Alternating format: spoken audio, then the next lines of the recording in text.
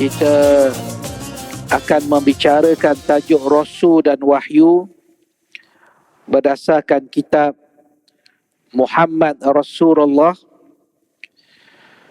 karangan Syekh Muhammad Mutawalli Asy-Sya'rawi yang kami terjemahkan dalam bahasa Melayu. Tajuknya Meneladani Hidup Manusia Agung Muhammad Rasulullah sallallahu alaihi wasallam. Assalamualaikum warahmatullahi wabarakatuh. Innal hamdalillah nahmaduhu wa nasta'inuhu wa nastahdihi wa nastaghfiruh wa nathiqu bihi wa natawakkalu alaihi wa na'udzu billahi min syururi anfusina wa min sayyiati a'malina. Man yahdihillahu fahuwal muhtad wa man yudlil falan tajida lahu waliyyan mursyida. Asyhadu an la ilaha illallah wahdahu la syarika lah wa asyhadu anna Muhammadan abduhu wa rasuluh. Allahumma salli wa sallim wa barik ala Muhammad wa ala alihi wa sahbihi wa tabi'ina bi ihsanin ila yaumiddin wa ba'd. Muslimin dan muslimat yang dirahmati Allah, pada malam ini kita akan membicarakan tajuk Rasul dan Wahyu berdasarkan kitab Muhammad Rasulullah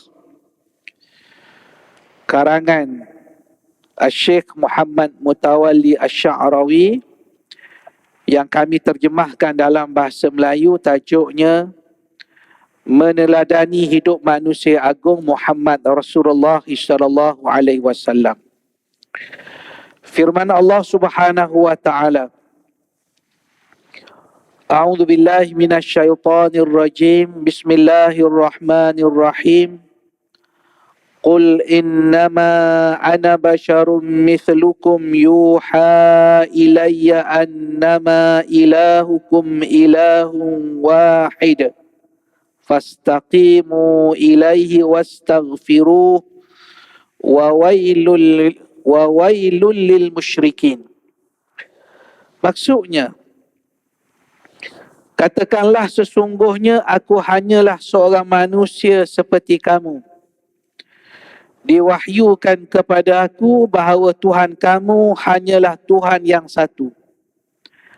Maka tetapkanlah kamu di atas jalan yang lurus, serta pohonlah ampun kepadanya dan kecelakaan besar bagi orang-orang yang mempersekutukannya. Jika kita hendak membincangkan tentang Rasulullah sallallahu alaihi wasallam dan juga wahyu, maka kita perlu mengetahui lebih dahulu apakah wahyu itu. Wahyu itu bermaksud pemberitahuan secara tersembunyi, yakni kita memberitahu seseorang dengan sesuatu tanpa ada yang menyedarinya kecuali kita dan dia sahaja yang menyedari bahawa kita telah menyampaikan pengetahuan kepadanya. Allah Subhanahu wa taala menyebut dalam surah Fussilat yang kita bacakan tadi bahawa Nabi SAW menyebut bahawa baginda adalah manusia biasa. Basyarum mithlukum. Manusia macam kamu. Artinya, Nabi kita ini adalah manusia biasa. Apa maksud manusia biasa? Manusia biasa, kehidupannya, cara lahirnya, kematiannya sama macam manusia lain. Nabi makan, Nabi minum, Nabi tidur, Nabi berusaha mencari rezeki, Nabi berkahwin, Nabi ada anak, Nabi ada cucu. Semua macam manusia biasa. Yang membezakan Nabi dengan manusia yang lain ialah wahyu yang Allah Ta'ala turunkan kepada Nabi. Ini yang membezakan Nabi dengan manusia lain. Walaupun ada perbincangan di kalangan pengkaji sirah bahawa dari sudut akhlak, dari sudut perangai Nabi itu sudah hebat sebelum dibangkit menjadi Nabi. Tapi apa yang kita nak sebut di sini, bahawa perbezaan di antara Nabi dengan manusia yang lain itu ialah kerana Rasulullah SAW diturunkan wahyu kepadanya. Turun kepadanya Al-Quran. Dan bila turunnya wahyu, seruannya seperti mana seruan Nabi-Nabi dan juga Rasul-Rasul SAW. Maknanya dakwah Nabi kita dengan Nabi-Nabi dan juga Rasul-Rasul sebelum ini SAW, risalahnya satu, tujuannya satu, matlamatnya satu. Walaqad ba'athna fi kulli ummatin rasula an i'budullah wajtanibu taghut.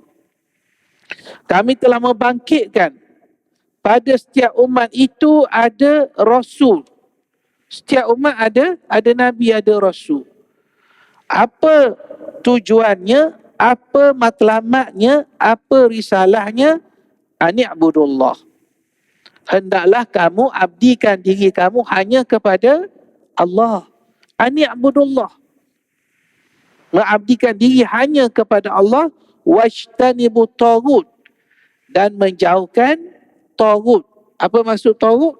Taghut maksud dia kullu ma ubida min dunillah. Yang disembah, yang dipuja lain dari Allah Ta'ala. Itu namanya taghut. Orang sembah lain daripada Allah Subhanahu Wa Ta'ala. Jadi Nabi-Nabi, Rasul-Rasul risalahnya sama. Maka samalah seperti yang Allah Ta'ala sebut dalam surah Fussilat ayat yang ke-6 ini, bahawa annama ilahukum ilahun wahid. Bahawa Tuhan kamu adalah Tuhan yang satu. Fastaqimu ilaih. Fastaqimu ilaih. Dan hendaklah kamu istiqamah. Beriman, beramal, satu perkara. Perkara yang kedua, beriman dan beramal plus campur dengan istiqamah. Ini yang susah. Sekadar beriman, sekadar beramal, itu bukan terlalu payah. Bukan terlalu susah, bukan terlalu sukar. Yang sukarnya, yang susahnya ialah istiqamah, konsisten, kekal. Nak tentukan daripada muda sampai, bukan ketua, sampai meninggal dunia. Berapa ramai orang yang tidak istiqamah. Minta perlindungan daripada Allah Ta'ala, wal'iyazubillah. Mudanya, usia tuanya, kekal, beriman, beramal, beramal. Tapi di hujung-hujung usianya berlaku perubahan kepada dirinya. Ini yang kita minta perlindungan dari Allah Subhanahu Wa Ta'ala. Wastaghfiruh, dan hendaklah kamu memohon ampun kepada Allah Subhanahu Wa Ta'ala, dan celakalah bagi orang yang syirik kepadanya, yakni kepada Allah. Syekh Sya'rawi bawa satu perbincangan yang menarik kepada kita. Beliau nak perkenalkan kepada kita perkataan wahyu. Apa maksud wahyu ini? Jadi perkataan wahyu ini, kalau dari sudut bahasa, ialah al-i'lam. Memberitahu sesuatu tanpa menyedarinya, kecuali kita dan orang yang kita sampaikan. Dari sudut bahasa. Tapi dari sudut istilah pun lebih kurang juga. Maknanya satu perkara yang malaikat Jibril bagi tahu kepada Nabi yang orang lain tak tahu. Orang lain tak tahu. Tuan-tuan banyak baca hadis, belajar hadis berkenaan bila turun wahyu kepada Nabi, sahabat-sahabat berada di sekitar Nabi. Sahabat-sahabat berada di sekitar Nabi dan mereka tak sedar pun bahawa wahyu turun. Mereka tak sedar pun. Nabi yang beritahu. Nabi kata, sekejap tadi, sebentar tadi, turun kepada saya malaikat Jibril menyatakan begini-begini. Sahabat-sahabat tak tahu. Pernah satu ketika, ini di awal penurunan wahyu. Bila Allah Subhanahu wa taala turunkan wahyu yang pertama, Iqra bismi rabbikal ladzi khalaq. Bila turun wahyu pertama, seperti mana kita baca dalam sirah, kita belajar sirah, Nabi balik dalam keadaan ketakutan. Sehingga Nabi beritahu pada Khadijah bintu Khuwailid, zammiluni, zammiluni, zammiluni. Selimutkan saya, selimutkan saya. Khadijah selimutkan. Kemudian Khadijah beri kata-kata semangat kepada Nabi. Engkau, Allah Ta'ala tak akan hinakan engkau. Engkau menghubungkan silaturahim, engkau menjaga orang susah. Pelbagai semangat yang diberikan oleh Khadijah. Dan selepas itu, Nabi menunggu wahyu. Penurunan wahyu. Sebab belum lagi diturunkan wahyu selepas itu. Apa yang saya nak sebut di sini ialah satu hari sebab Nabi ni baru berkenalan dengan Jibril, baru kali pertama. Satu hari ketika Khadijah duduk bersama dengan Nabi, Khadijah kata begini. Khadijah berkata, ketika Nabi duduk dengan Khadijah kata, ada tak di sini malaikat Jibril? Sebab Khadijah tak nampak. Nabi kata, ada. Baik. Bila Nabi kata ada, ini dalam sirah sebut, Khadijah macam, kalau bahasa kita macam nak buka tudung lah, nak bahasa mudahnya. Tak buka pun lagi, macam nak buka. Kemudian, Khadijah tanya kepada Nabi, Jibril ada tak lagi? Nabi kata tak ada. Khadijah kata, itulah memang betul malaikat Jibril. Malaikat ni manusia, makhluk yang sangat pemalu. Dia tengok saja Khadijah nak tanggalkan tudung, terus malaikat Jibril tinggalkan rumah Rasulullah sallallahu alaihi wasallam. Jadi wahyu ini adalah perkhabaran yang Allah Subhanahu wa taala jadikan malaikat Jibril sebagai pengantara. Dan Allah Subhanahu wa taala mewahyukan kepada semua rasul-rasulnya. Semua risalah langit turun melalui wahyu. Jadi semua nabi-nabi ni dapat wahyu. Bukan nabi kita sahaja. Contoh, apa buktinya? Buktinya daripada Al-Quran. Agama ni dia tak boleh lari daripada apa yang disebut oleh Al-Quran, yang disebut dalam hadis yang sahih. Tak boleh lari. Agama ni bukan pakai agak-agak, pakai cerita, pakai rasa, pakai seronok, kisah. Bukan. Agama ni wahyu. Agama ni Quran. Datang daripada Quran. Datang daripada hadis Nabi SAW. Allah Ta'ala sebut dalam surah An-Nisa ayat 163. Allah Ta'ala kata apa? Inna awhayna ilaika kama awhayna ila Nuhin wan nabiyyina min ba'di. Wa awhayna ila Ibrahim wa Ismail wa Ishaq wa Ya'qub wal asbat. Wa Isa wa Ayyub wa Yunus wa Harun wa Sulaiman wa ataina Dawud zabura. Maksudnya, Sesungguhnya kami telah memberikan wahyu kepadamu. Kepada siapa? Kepada Nabi kita. Sebagaimana kami telah memberikan wahyu kepada Nabi Nuh, kepada nabi-nabi yang diutuskan kemudian daripadanya. Dan kami telah memberikan wahyu kepada Nabi Ibrahim, Nabi Ismail, Nabi Ishak, Nabi Yaqub, serta keturunannya, dan Nabi Isa, Nabi Ayub, Nabi Yunus, Nabi Harun, Nabi Sulaiman. Semua itu diberikan wahyu. Dan kami berikan kepada Nabi Daud satu kitab, namanya Kitab Zabur. Persoalannya, kata Syekh Sya'rawi, apakah wahyu itu terbatas kepada pemberitahuan daripada Allah kepada nabi-nabi atau rasul-rasulnya sahaja? Jadi perkataan wahyu ni adakah hanya digunakan untuk nabi-nabi dan juga rasul-rasulnya? Jadi jawapan dia, ya dengan tidak. Ya, kalau wahyu erti kata kalamullah datang daripada Allah, itu memang untuk nabi-nabi dan rasul untuk sampaikan syariat, itu betul. Tetapi kalau perkataan wahyu itu lain maksudnya, dia lari sedikit daripada apa yang kita sebut, ya. Kerana Allah Ta'ala telah mewahyukan kepada para malaikat. Allah gunakan perkataan wahyu. Dan juga kepada manusia. Allah wahyukan kepada lebah. Lebah pun Allah Ta'ala guna perkataan wahyu. Dan kepada benda-benda kaku seperti mana yang disebut oleh Al-Quran.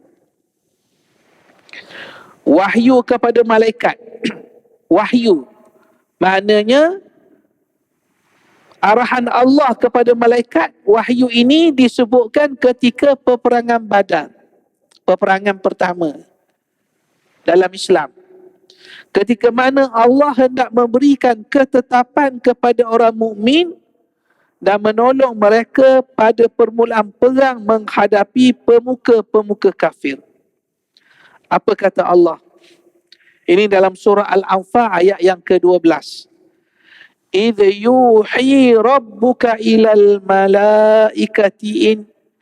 يُوحِي رَبُّكَ إِلَى الْمَلَائِكَةِ أَنِّي مَعَكُمْ فَثَبِّتُوا الَّذِينَ آمَنُوا سَأُلْقِي فِي قُلُوبِ الَّذِينَ كَفَرُوا الرُّعْبَ فَاضْرِبُوا فَوْقَ الْأَعْنَاقِ وَاضْرِبُوا مِنْهُمْ كُلَّ بَنَانٍ.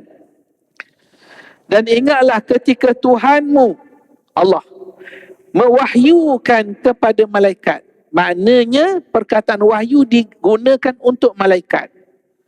Apa kata wahyu tu? Sesungguhnya aku bersama dengan kamu. Maka tetapkanlah hati orang yang beriman. Aku akan mengisi hati orang kafir dengan perasaan gerun. Maka pancunglah leher mereka dan tetaplah tiap-tiap anggota mereka. Jadi sekarang komunikasi Allah dengan malaikat itu sendiri Allah Ta'ala gunakan perkataan wahyu. Begitu juga Allah Ta'ala mewahyukan kepada ibu Nabi Musa alaihi salam. Kepada ibu Nabi Musa. Ibu Nabi Musa bukan Nabi, bukan Rasul. Mak kepada Nabi. Allah wahyukan kepada ibu Nabi Musa ketika Allah memerintahkannya supaya membuang anaknya ke dalam laut. Allah Subhanahu wa ta'ala berfirman, wa auhayna ila ummi Musa an ardi'i fa idza khifti alaihi fa alqihi fil yam. Dan kami wahyukan kepada ibu Nabi Musa. Perkataannya wahyu. Susukanlah dia. Maka jika engkau takutkan sesuatu bahaya mengenainya, maka lepaskanlah dia ke sungai. Ada dua benda Allah Ta'ala wahyukan. Pertama, susukan bayi itu. Yang kedua, kalau kamu bimbang, kamu takut keselamatan anak ni, pasal apa takut? Macam kita tahulah ketika itu Fir'aun memerintahkan supaya semua anak lelaki daripada Bani Israel bunuh.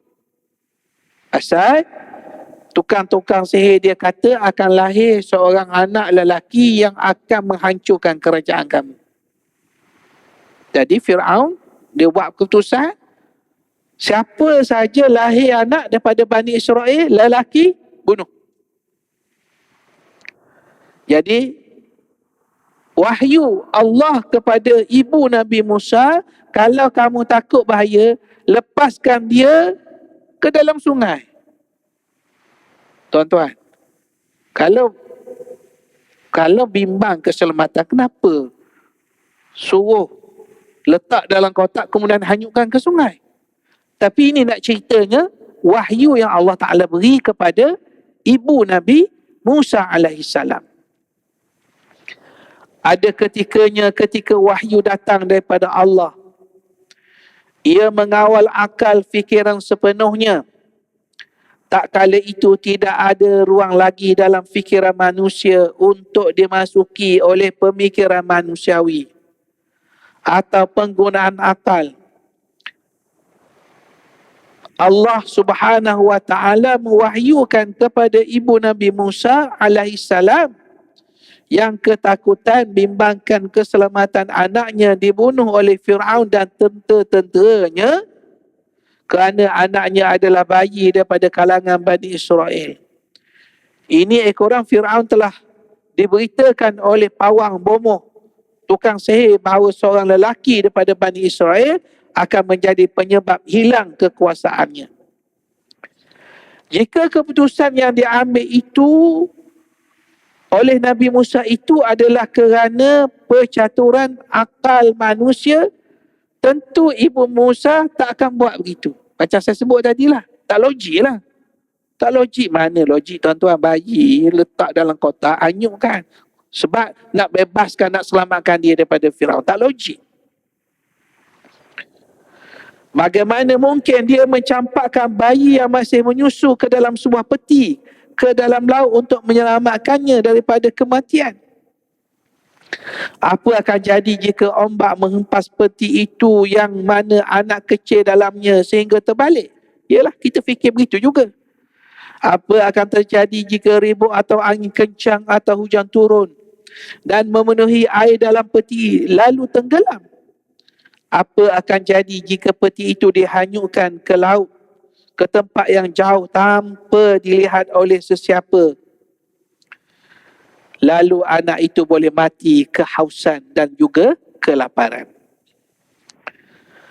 Akal dan logik boleh sahaja mendorong ibu Musa alaihissalam supaya menyembunyikan anaknya daripada pandangan manusia atau membawanya ke tempat orang yang tiada orang supaya mereka sama-sama bersembunyi di situ.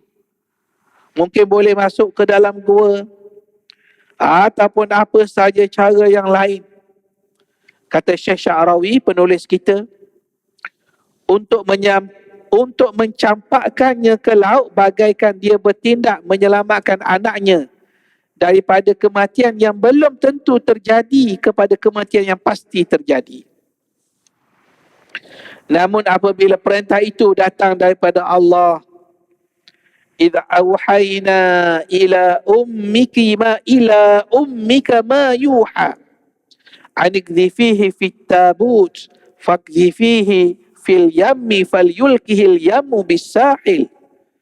Tak kala kami ilhamkan kepada ibumu dengan memberitahu kepadanya, letakkanlah anakmu di dalam peti, kemudian lepaskan peti itu ke laut, maka biarlah laut itu membawanya terdampai ke pantai.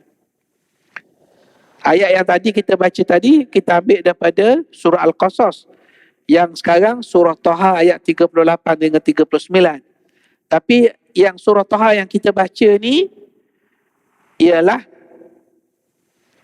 firman Allah kepada Nabi Musa.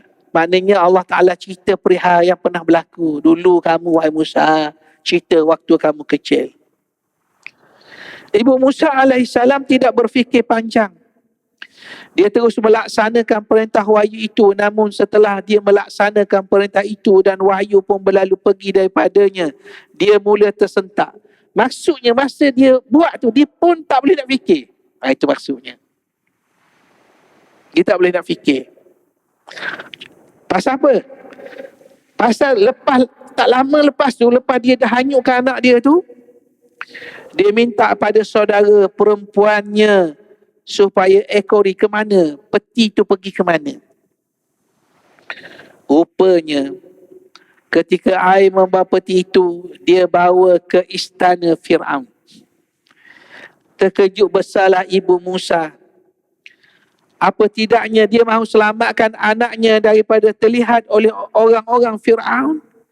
Sebaliknya pula yang terjadi ialah anaknya dapat dilihat oleh Fir'aun sendiri. Namun di sana akan ada hikmahnya di sisi Allah Subhanahu wa ta'ala. Yang boleh kita faham tentang wahyu yang Allah Ta'ala turunkan kepada manusia biasa, manusia salihah, Ibu Musa ni, ialah suatu ilham yang Allah Ta'ala beri kepada Ibu Musa, dan ketika itu Ibu Musa tak fikir lain. Tetapi Ibu Musa sendiri tak tahu itu adalah wahyu. Betul tak tuan-tuan? Dia tak tahu itu wahyu. Yang dia tahu wahyu ni kemudian Allah Ta'ala beritahu kemudian. Oh, rupanya dulu tindakan tu wahyu. Jadi ini penting untuk kita faham. Saya nak sebut begini tuan-tuan. Walaupun Ibu Musa seorang wanita solihah yang melahirkan Musa, dan Allah Ta'ala sebut di sini Allah beri wahyu kepadanya, tapi ini penting, tetapi ia tidak melibatkan syariat. Saya ulang sekali lagi, ia tidak melibatkan syariat. Bukan, tak ada kaitan dengan syariat. Sebab syariat yang layak cakap tentang syariat siapa? Nabi dan Rasul bila dapat wahyu dari Allah Subhanahu wa ta'ala. Ini penting tuan-tuan. Sebab bila masa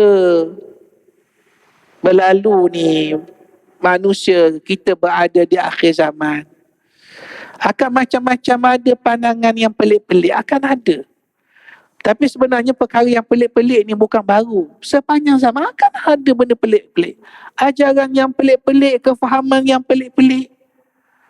Yang mungkin dulu berlaku tahun, kalau kita sebut khurafat ni, tahun 50, tahun 60-an, popular macam-macam khurafat. Dan kita tinggalkan benda tu, alhamdulillah, kita berjaya dengan pengajian kita kembali pada Quran.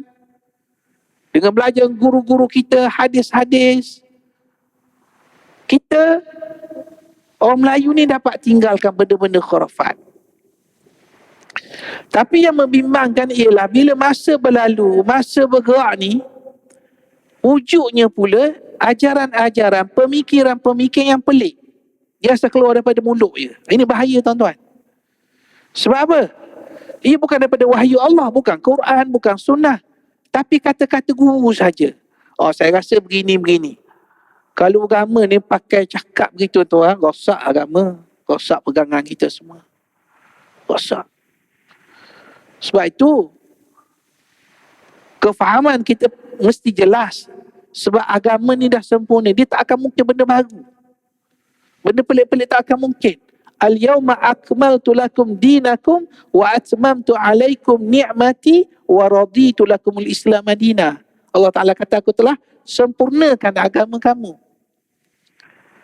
Bayangkan, mak Nabi Musa ni, walaupun Allah Ta'ala sebut wahyu, dia tak bercakap tentang syariat. Dia tak tetap cakap tentang agama. Allah bagi tu benda-benda lain tentang kehidupan, mengurus kehidupan. Kalau aspek yang kita baca ni, mengurus bagaimana nak selamatkan anaknya daripada Fir'aun. Daripada dibunuh oleh Fir'aun, tapi Allah Ta'ala takdirkan Fir'aun jaga dulu. Fir'aun jaga Musa alaihissalam.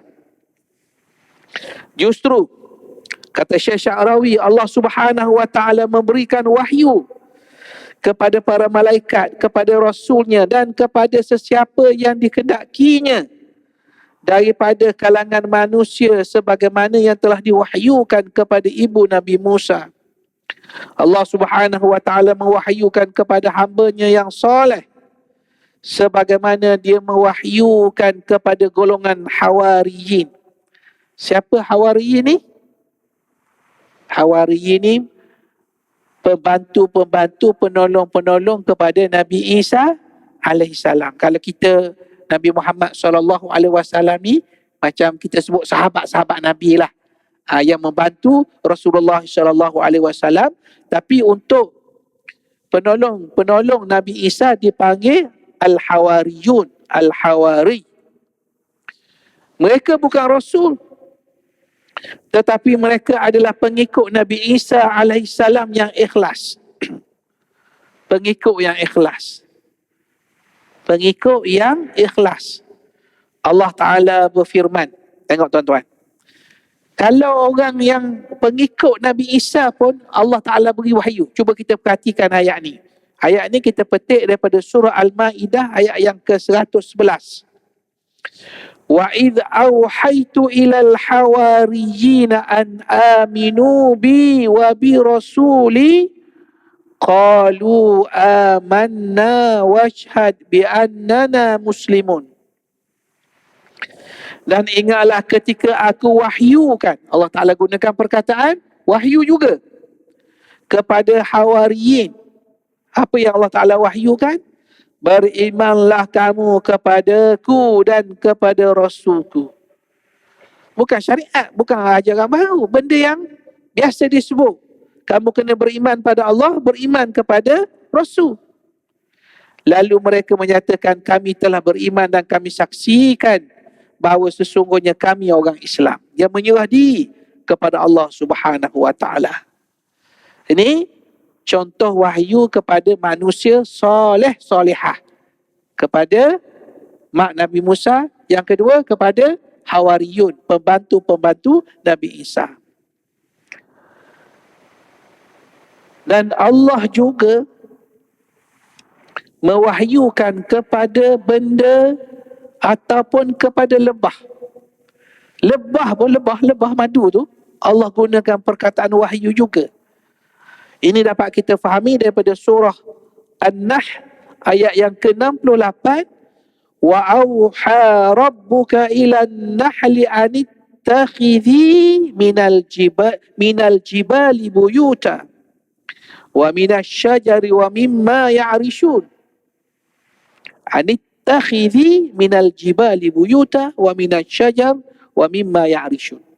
Dan Tuhanmu mewahyukan kepada lebah. Lebah pun Allah Ta'ala guna perkataan wahyu. Tapi tak sama dengan wahyu kepada Nabi. Apa wahyunya?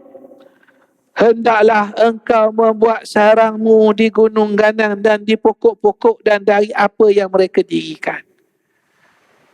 Jadi ketaatan lebah ni sampai sekarang inilah. Maknanya lebah ni buat sarang di mana? Gunung ganang, di hutan-hutan, di pokok-pokok. Dulu sampai bila-bila pun itulah wahyu Allah kepada lebah. Allah juga mewahyukan kepada benda-benda kaku, benda-benda jamat. Benda kaku pun Allah Ta'ala gunakan perkataan wahyu. Contohnya apa? Contohnya dalam surah Al-Zalzalah yang selalu kita baca. Apa dia? Allah Ta'ala sebut, Idza zulzilatil ardu zilzalaha wa akhrajatil ardu athqalaha wa qala al insanu ma laha yawma idzin tuhaddithu akhbaraha bi anna rabbaka awhalaha. Apabila bumi digegarkan dengan gegaran yang sedahsyat-dahsyatnya. Ini kiamat, tuan-tuan. serta bumi itu mengeluarkan segala isinya. Dan berkatalah manusia dengan perasaan gerun, apa yang sudah terjadi kepada bumi? Pada hari itu, bumi pun menceritakan khabar beritanya bahawa Tuhannya telah mewahyukan kepadanya. Dalam ayat ni,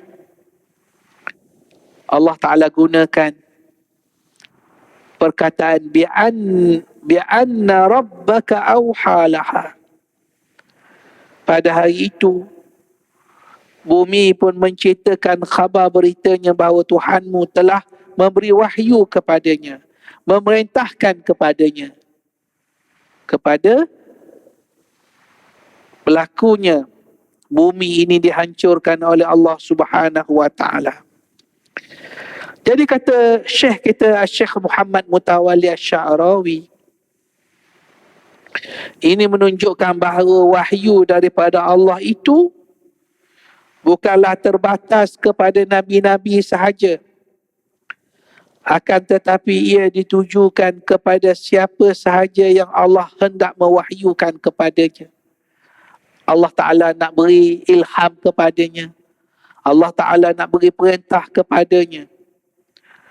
Wahyu itu termasuk dalam rahmat Allah kepada hamba-hambanya. Ini kerana tidak mungkin Allah memberikan manhajnya secara langsung kepada rasul-rasulnya tanpa melalui wahyu. Kerana sifat semula jadi manusia tidak berupaya untuk menerimanya secara langsung, kecuali jika Allah mengendakinya dengan rahmat Allah Subhanahu wa Ta'ala. Tuan-tuan yang saya hormati, yang saya kasihi, berkaitan hal ini Allah Subhanahu wa Ta'ala berfirman, wa ma kana li basharin an yukallimahu Allahu illa wahyan aw min wara'i hijab. Dan tidak layaklah bagi seorang manusia bahawa Allah berkata-kata dengannya kecuali dengan wahyu atau dari sebalik dinding. Tak kala Nabi Musa AS berkehendak melihat Tuhannya, katanya, kan pernah Nabi Musa dia nak melihat Allah secara terus, secara direct. Kata Nabi Musa, qala rabbi arini anzur ilaik. Qala rabbi arini anzur ilaik. Ya Tuhanku, perlihatkanlah kepada aku supaya aku dapat melihatmu. Allah Ta'ala jawab, Allah Ta'ala kata, lan tarani walakin inzur ilal jabal fa in istaqarra makanahu fasawfa tarani. Falamma tajalla rabbuhu lil jabali ja'alahu dakkan wa kharra Musa sa'iqa. Kata Allah, engkau tidak sekali-kali akan sanggup mampu melihat aku. Tak boleh tengok terus. Tetapi pandanglah ke gunung itu.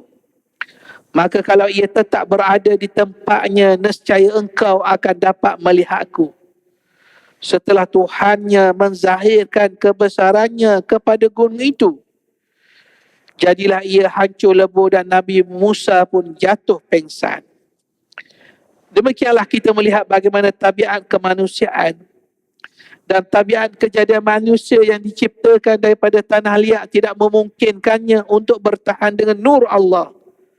Permintaan Nabi Musa untuk melihat Tuhannya adalah permintaan yang dalam ruang lingkup munasabah, kerana baginda SAW menginginkan Allah menjadikan dirinya dalam bentuk yang khusus sehinggalah dia dapat melihat Tuhannya. Jika selain dalam bentuk yang khusus itu, tentunya dia tidak berupaya untuk melihat Allah. Ini jika dilihat dari sudut semasa hidup di dunia. Manakala di akhirat nanti Allah Subhanahu wa Ta'ala akan mengubah tabiat kejadian manusia supaya mereka dapat hidup selama-lamanya. Tuan-tuan yang saya hormati, yang saya kasihi, insya-Allah perbincangan kita pada malam ini berkaitan dengan wahyu berhenti di sini. Insya-Allah kita akan sambung bulan depan untuk kita bincangkan satu tajuk yang penting, iaitu kenapa Allah pilih Nabi ini sebagai Rasul yang ummi. Apa maksud ummi? Ummi yang tidak boleh menulis dan juga tidak boleh membaca. Baca tak boleh, tulis tak boleh, tapi Allah Ta'ala lantik dia jadi Nabi. Bukan Nabi saja, Khatamul Anbiya wal Mursalin, penutup segala Nabi, segala Rasul. Dan perkataan ummi ni daripada mana perkataan ummi? Sedangkan kalau kita belajar bahasa Arab, ummi ni maksud dia ibu, mak, mama. Tiba-tiba digunakan perkataan ummi kepada Rasulullah SAW. InsyaAllah kita akan sambung perbincangan kita pada bulan hadapan, berkisah apakah sebab Allah Subhanahu Wa Taala memilih Rasul itu daripada kalangan yang ummi, yang tidak boleh membaca, yang tidak boleh menulis. Jadi sekadar itu, aku qali hadza wa astaghfirullahal azim wa li wa lakum. Wassalamualaikum warahmatullahi wabarakatuh.